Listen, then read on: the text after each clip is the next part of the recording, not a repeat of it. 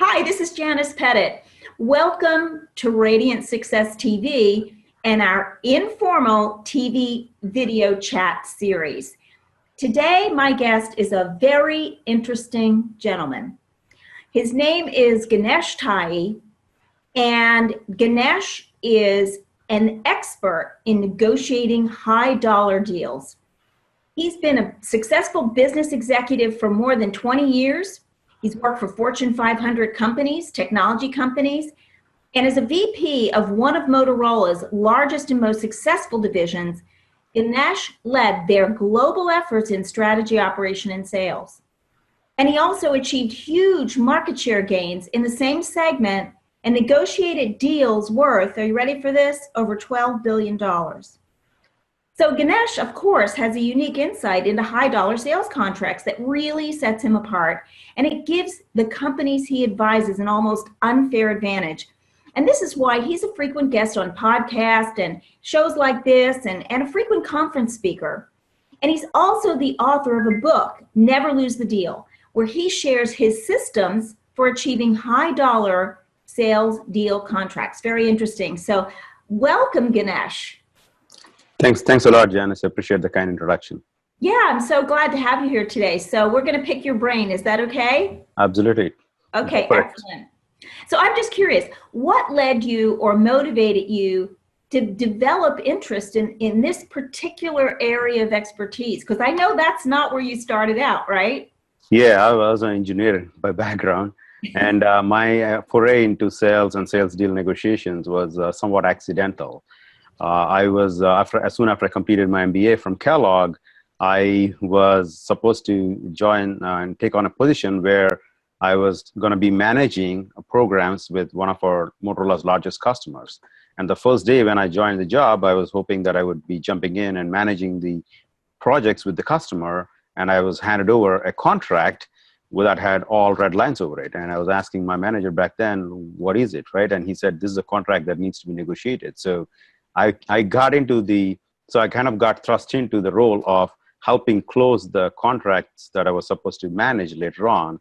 And that's what gave me the initial foray into deal negotiations. And this was like $1 billion deal that we were negotiating with one of Motorola's largest customer back then.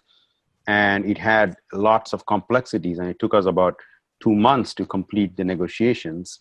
And it involved pricing, purchase commitments, promotions, and so on. And that whole process fascinated me.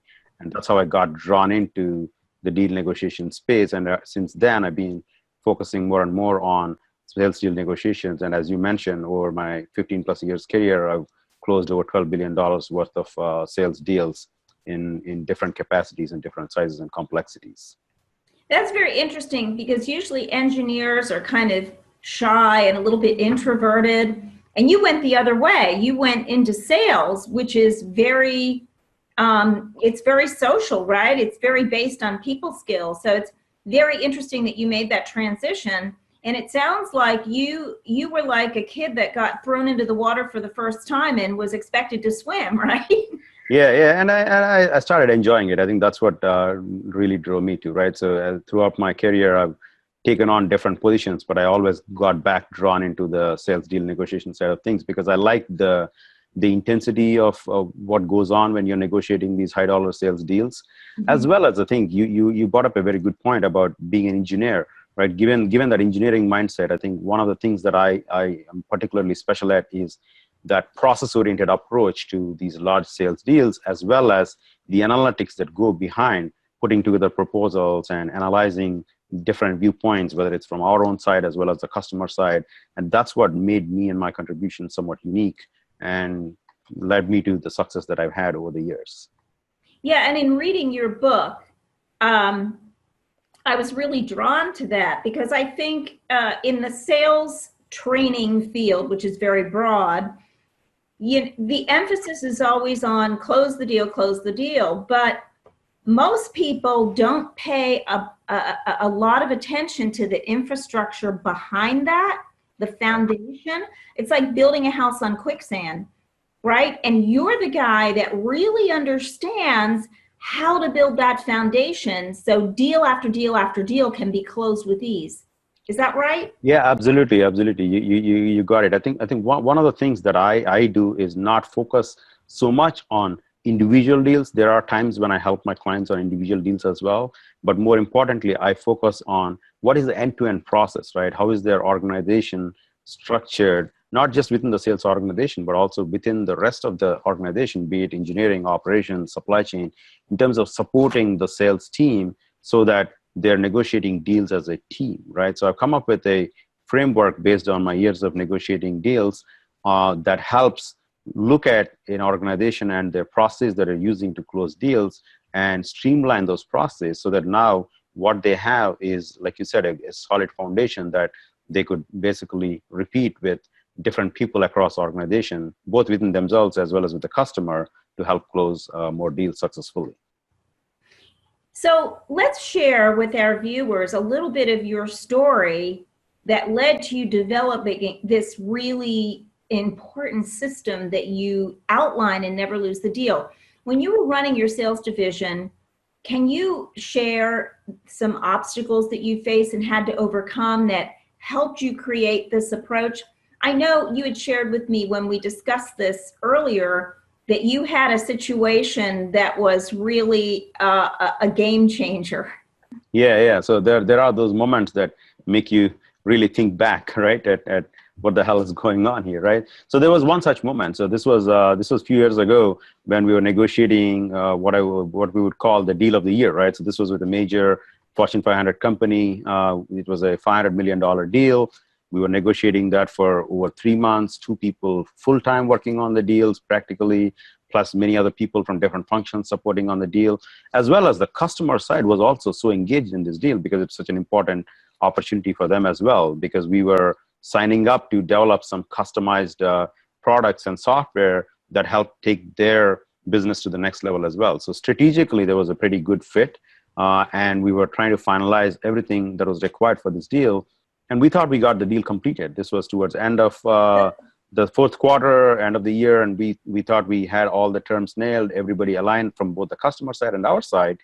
And then I got a call from our finance controller when we were in the midst of celebrating the end of the year, just before the holidays, saying, we cannot move forward with the signatures of the contract. And I was oh my goodness. yeah. And I was like, you're kidding, right? And that was my first reaction. And he said, no, I'm not kidding. And he's not one of those that would be kidding, right? So how did you feel at that moment?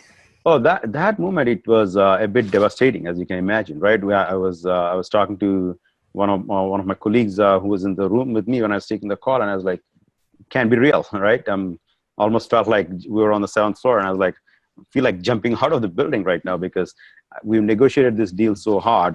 And what was running through my mind was the implications, right? Which is what happens, because after taking the deal so far ahead and having involved their C-level of their customer, as well as even our CFO, who was a champion for this deal, was involved as well, backing out at that stage would be major egg on many faces, right? And it's not good for my own credibility and my relationships that I've built so over the years with my customer, as well as for my team. When they go back next time, it's not going to be the same conversation. So as well as financially, it was going to be pretty bad for our company because we built our next year's financials based on this deal going through. And there were also implications on the resources side. We had like 40 engineers already ramped up to work on this customized project that we thought we were going to get started soon after the holidays. And now all those things were going through my mind, and we had to take a pause at that. So you must have been in a state of panic at that point. Yeah, so it was panic for 2 reasons. I think one is typically if you don't get the deal done just before Christmas, it's going to be hard to get people to sign the contracts and finalize the formalities that are required. That was one. And once the new year starts, people get busy with their own thing, right? Because the next year starts with, typically in our industry, in the telecom wireless industry, starts with a CES show in Vegas, and everybody is racing off for that. And it's going to be hard to get the momentum that we got and we had, and we thought we closed the deal. So the reason, let me tell you the reason why we could not move forward with it, right? So the reason was there was a particular customization of a very popular product line that we agreed to with our customer as part of the many terms that we had in this deal. And our SVP of product management basically said, we have a policy that we were not going to customize this successful product, because once we start customizing it for one customer, no matter how big the deal is, every other customer is going to ask for these customizations, and we're going to be in trouble, right? So you're going to basically have a multiple spin-offs of the successful product line, and that's against the company policy. It's not like we did not know about this. We were well aware of it, and we worked with members of the product management team to have some workarounds of that so that it doesn't create problems with other customers. But apparently, we didn't go far enough, and it wasn't approved at the highest levels, right? So that was a big lesson learned for me at that time. So the next 48 hours, we basically, we spent on many frantic phone calls, as well as I had to fly out to Chicago, which is the headquarters, and meet these SVPs of product and the rest of the leadership team. And we brought back in our CFO and even had a call with our CEO so that we got his blessing and the approval. And grudgingly enough, we had the SVP of product management agree to move forward with it, with some changes, minor changes that helped him feel better, right? So then I had to go back within those 2 days to our customer and explain to them. We didn't obviously tell them the whole drama that was going on internally about the deal getting backdoored and whatnot, but we just took him some of the minor changes we were requesting and with some rationale, and were able to convince them to move forward. We finally got the deal closed before end of the year, but it was some frantic moments. And that's what led me to over those holidays, take a step back and really think about this can't happen again, right? And those were some of the seeds of the Never Lose the Deal. And then as my career progressed further, I was also involved in on a deal desk, right? So I was part of a deal desk where I was seeing sales executives present their deals to the deal desk team, which would then approve the deals. And what I noticed was that there are some executives, right, that would consistently get their deals approved and then go close them, right? And it gave me an opportunity to really look at what are the best practices these sales executives are using, right? And what is the process and the thought process that they're going through. And those experiences, as well as my own experience, led me to develop the framework and the process I outlined in Never Lose the Deal. Yeah, what a story. That's an incredible story. And you pulled it out at the last minute, and I bet that was a great New Year's celebration that year. Yeah, it was great. Yeah. So once you go into a company and you advise them and you help them set up the processes and the systems that they need to get internal buy-in in their company, and to also really understand their prospects' goals so they can get a yes from that prospect. Once that's set up, how does it change the outcomes for them? Yeah, so one of the pitfalls I see a lot of sales executives, even the most experienced ones and the successful ones, go through at times, Janice, is that they tend to form like these, what I call the one-on-one relationships with their customer counterparts, right? So they worked hard on building that relationship, and they come across an opportunity and they take that opportunity to the bank. They promise their company saying that this is now part of the sales pipeline. So it's going to be tracked as part of their weekly or bi-weekly sales tracking. And they feel like the deal is progressing forward. And then a lot of times what happens is in B2B deals, especially when the deals get large, there's multiple decision makers involved, right? So one of the things that I bring to the fore right away as soon as I start working with my clients is what is the decision-making criteria and who are all the decision makers for that particular deal, right? And a lot of times the initial answer is 2 people, right? But you got to dig deeper, right? You got to dig deeper, ask the right questions. And when you ask the right questions and dig deeper, what you'll realize is there's more people that are involved in this deal than what you are aware of. So once you get that awareness, you want to then know what each one of them cares about, right? And once you have that picture painted, now you can address the appropriately in your proposals what each one of those decision makers and influencers need for them to say yes to this company versus the competitor, right? So you go through the diligence process, which takes time and effort. And sometimes the resistance that I get is just personality, right? So a lot of times successful salespeople feel like they've been doing this all years and they don't see the need for change. But when they when they go through the process once or twice and they start seeing the success that they're getting, and also more importantly, they understand their customer even better by asking these type of questions upfront and understanding the context, right? So it gives them more confidence going into the deal and the opportunity.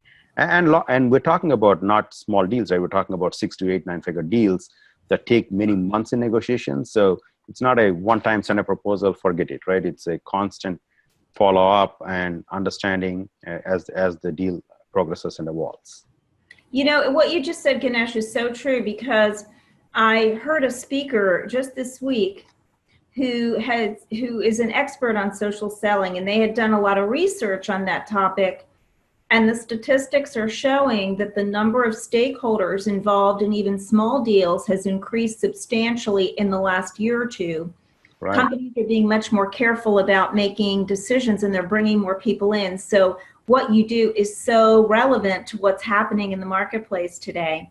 Yeah. The statistic, Janice, is that on an average, 5.4 people are involved in the B2B decision-making process from the customer side. But the probabilities, right, of the deal closing for you reduces from 80% if you have one decision maker involved, which rarely happens, to like 30% when 6 people are involved, right? So the probability of closing the deal reduces so dramatically unless you do these things on aligning all these decision makers and putting the right analysis together, which is what I covered in my book. Yeah, excellent, excellent. So what kind of companies do you help? I work mostly with technology companies that already have an established product or service that typically have at least $1 million to $3 million in revenue. And they're trying to go into the double-digit $1 million, $10, $15 million. And they want to grow really fast. They want to increase their deal size. They're having some challenges with their pricing, because if you're constantly hearing the objection on your price is too high, the root cause of that is somewhere else, right? So I help them with their price value proposition and the analytics behind that as well. Yeah, that's very important. Nobody wants to negotiate on price. So if you just had a couple of takeaways, some advice you could give viewers who are involved in sales. Obviously, you've just given us one great takeaway, which is know who your stakeholders are and know what each of them has as a specific goal. Maybe 2 other takeaways that you could share with us. Yeah, if you don't mind, I'll just give you a brief of the principle, right, which is I call the AAA principle. So there's 3 A's if you want to ace your deal, right? The first A is alignment, which is something that we just went into on aligning the external players. But there's a whole thing we need to do about aligning the internal players as well and engaging your own team so that they're behind you for your deal. The second one is about analyzing the deal, right? So when you're looking at the deal, the first thing you want to do is really analyze the deal from all aspects and put together a robust business model that encapsulates everything that you want to put forth when it comes to the deal, right? It could be analyzing the pricing. It could be analyzing the return on investment for your customer. It could be analyzing how you can optimize your own profits, and also proactively putting forth incentives on the table that are helping you as well as your customer get more value out of the engagement together. And then the third A is ask, right? And the ask is all about asking the right questions, right? And this starts right from get-go, right? It's very important you ask the right questions and understand the context of the deal or the context of the opportunity upfront with your prospect, so that you can then find out who the decision makers are and find out what is really important to the customer, what is their vision, and so on, so that you really get a good understanding of how this particular opportunity fits into the bigger picture of the company or the division you're negotiating with, and then do the right things as you're progressing the deal forward. So 3 A's. I think that's great advice. Yeah, it's great. It's great advice whether you're negotiating a high dollar deal or even a smaller deal. It's great. A lot of these apply regardless of the size of the deal, but they're a must-have for the 6-figure and above deals. Without that, it's going to be really hard to close deals successfully. Excellent.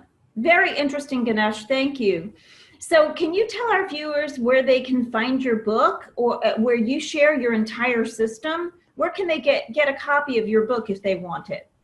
Yeah, it is available on my website for a limited time. I'm giving it away for free for a digital copy. You can go to www.neverlosethedeal.com, and there's a tab called free book. You can click on that and get your own PDF copy of the book that has the details of the AAA principle and the strategies behind that, as well as many case studies that I outlined. Okay, so if you are watching today and you want a free copy of Ganesh's book, which I know won't last long because this is a downloadable copy, the hard copy does cost money, right? So this is a limited time offer to get a complimentary copy of Ganesh's book at neverlosethedeal.com. Ganesh, thank you so much for being a guest. I have totally enjoyed this conversation, and I hope some viewers close some great deals after listening to you talk today. Thanks a lot, Janice. It was my pleasure. Thank you.